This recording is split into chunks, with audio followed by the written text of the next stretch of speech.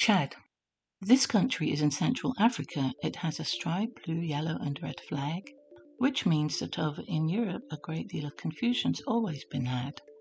At first, the red in Chad's flag was green. Neighbours complained. They tried again. But in 1989, Romania's flag became one shade away from the same. Romania's flag had an insignia left from the old communist rules. When it dropped it, Chad went to the UN and said, "Listen, does this make sense to you?"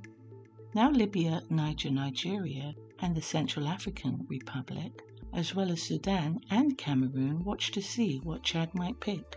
But there's a refugee crisis from the Sudan, and the UAE military aid is moving in to help with terrorism. Lots of favours will have to be paid. Since Romania doesn't want to change, Chad has to let it fly. For with things kicking off in the region, it's got far bigger fish to fry.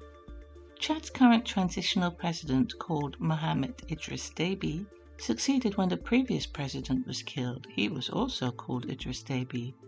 A coincidence? No, that was his father. He took power after that event. But let's be real, in French-controlled Africa they create kings, not presidents.